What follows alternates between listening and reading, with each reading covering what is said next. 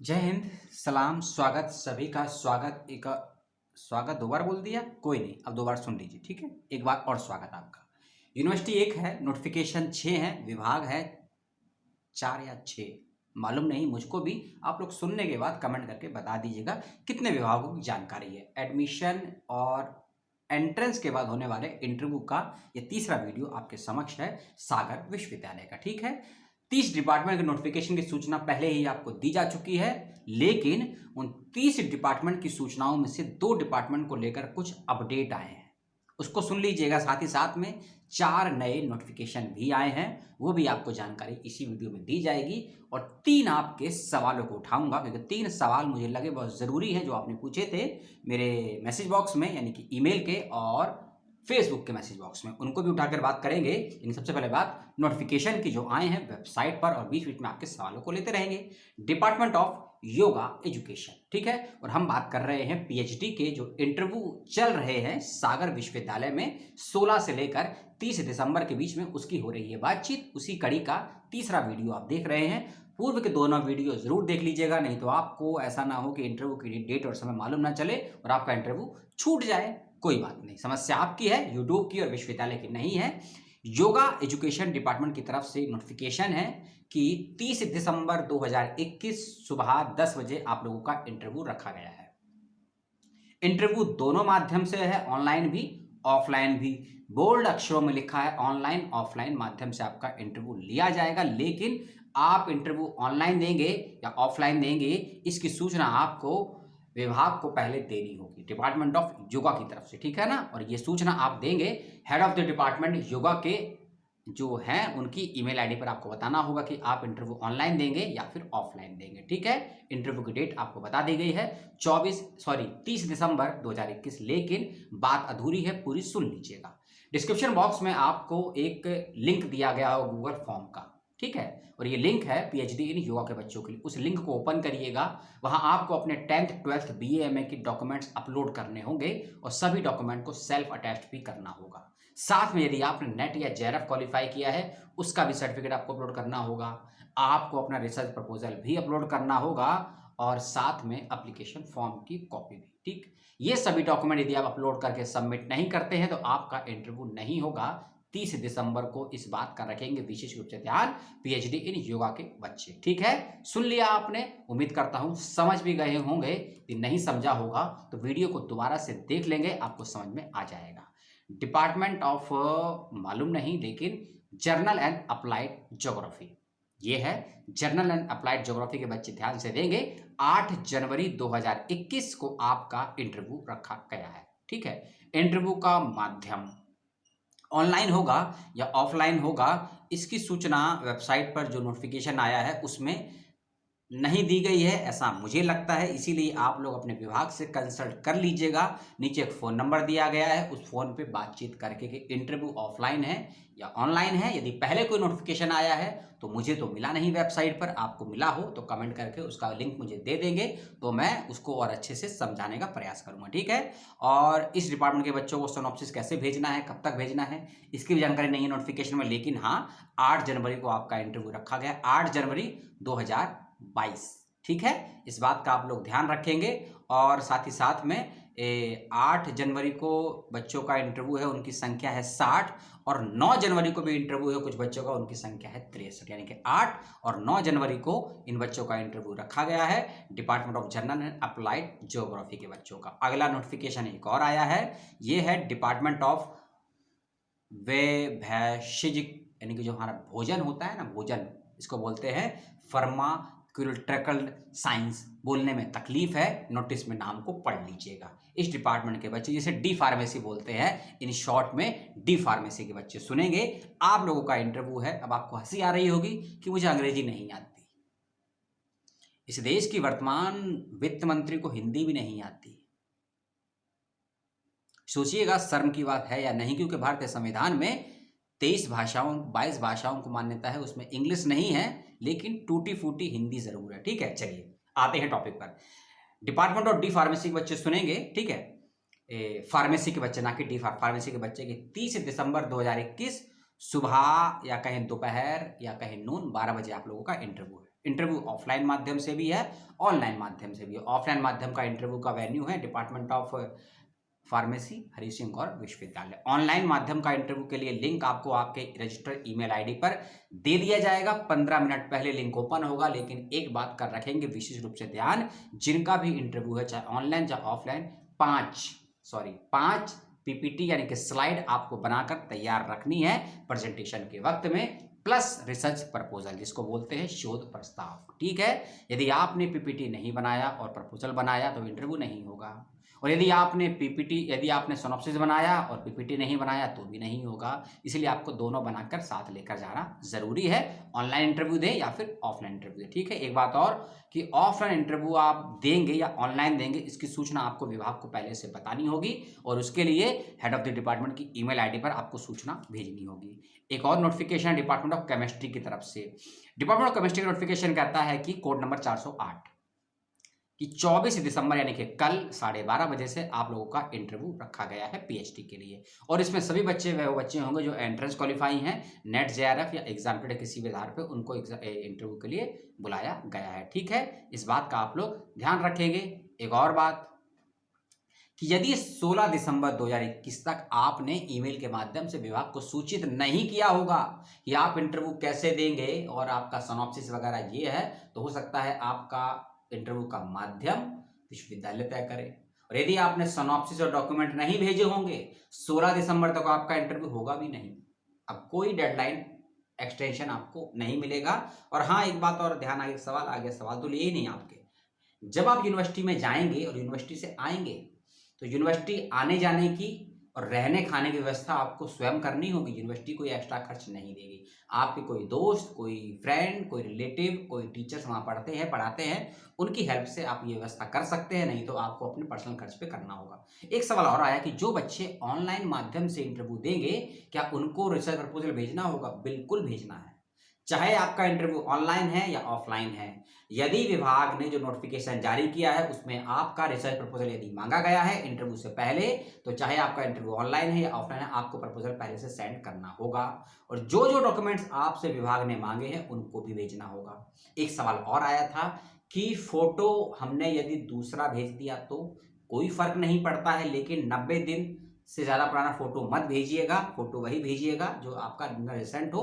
पुराने फोटो में ये है कि पिक्सल का और उसके जो कलर्स ग्रेड होते हैं क्लियर नहीं होते हैं, डिजिटल मोड पे फट जाते हैं, तो आपके आइडेंटिटी को वेरीफाई करने में तकलीफ हो सकती है, इसीलिए उसका ध्यान रखिएगा। एक सवाल और आया था, मीडियम ऑफ सिनॉप्सिस। ये देखिए, सिनॉप्सिस की भाषा हिंदी रहेगी या अंग्रेजी रहेगी, ये विभाग और डीआरसी कमेटी तय करती है। मैं आपसे बोल दूं कि हिंदी में बनाइए, मालूम चला इंग्लिश में हो गया। इसीलिए जिस विभाग में आपका इंटरव्यू, उस विभाग से फोन से, ईमेल के माध्यम से इंटरव्यू से पहले, इंटरव्यू के दिन नहीं, इंटरव्यू से पहले जरूर कंफर्म कर लीजिए कि आपका सिनॉप्सिस किस भाषा में विभाग स्वीकार करेगा, और आप जब इंटरव्यू देंगे किस भाषा में देंगे। ऐसा ना हो कि ऑन द स्पॉट आपको तकलीफ हो जाए, इस बात का ध्यान रखेंगे। पुनः आते हैं आपके नोटिफिकेशन पे। ये है अडल्ट एजुकेशन का। मैंने कहा ना कि कुछ बदलाव करेक्शन हुए हैं, तो ये बदलाव का नोटिफिकेशन मैं इसीलिए दोबारा से बता रहा हूँ। इससे पहले बता दिया था, लेकिन वही है ना कि आपके पास समय तो होता नहीं है वीडियो देखने का। आप 10 सेकंड का वीडियो देखते हैं, 2 मिनट का वीडियो आप सवाल कर देते हैं कट से। कम से कम देख लीजिए किस विभाग की जानकारी दी जा चुकी है। तो यह है अडल्ट एजुकेशन, जिसे बोलते हैं प्रौढ़ शिक्षा। 16 दिसंबर को नोटिफिकेशन आया था, और उसके करेक्शन में 18 दिसंबर को दूसरा नोटिफिकेशन आया, जो कि कहता है 16 दिसंबर के नोटिफिकेशन में कहा गया था कि इंटरव्यू आपका लिया जाएगा 24 दिसंबर को। ठीक है, लेकिन उसमें अधूरापन था, और उसको ठीक करते हुए विभाग ने बताया 18 दिसंबर नोटिफिकेशन में कि इंटरव्यू ऑनलाइन और ऑफलाइन दोनों माध्यम से होगा। लेकिन यदि आप इंटरव्यू ऑनलाइन देना चाहते हैं या ऑफलाइन देना चाहते हैं, इसकी सूचना आपको विभाग को पहले से देनी होगी, और उसके लिए विभाग ने आपको एक तारीख और डेडलाइन दी है, 23 दिसंबर 2021 दोपहर 2 बजे तक। और डेट आज है 23 दिसंबर, तो 23 दिसंबर दोपहर 2 बजे तक ईमेल आईडी में आपको दे दूंगा डिस्क्रिप्शन बॉक्स में। उस ईमेल आईडी पर आपको बताना है कि आप इंटरव्यू ऑनलाइन देंगे या ऑफलाइन देंगे। आपका सिनॉप्सिस का माध्यम हिंदी है या अंग्रेजी है, आप इंटरव्यू किस माध्यम में देंगे, हिंदी में या अंग्रेजी में। डिपार्टमेंट ऑफ एडल्ट एजुकेशन के बच्चे इस बात को ध्यान से सुनेंगे और समझने में तकलीफ हो तो कमेंट करके पूछ लेंगे, ठीक है। इसका आप लोग ध्यान रखेंगे। और एक बात और, जिन बच्चों का इंटरव्यू ऑनलाइन माध्यम से है एडल्ट एजुकेशन में, उनको जो लिंक है हो सकता है पहले से भेज दिया जाए, लेकिन ओपन नहीं होगा, 30 मिनट इंटरव्यू के टाइम से पहले ही ओपन होगा, या फिर जिनको लिंक नहीं गया होगा हो सकता है उनको लिंक इंटरव्यू से 30 मिनट पहले आपके ईमेल आईडी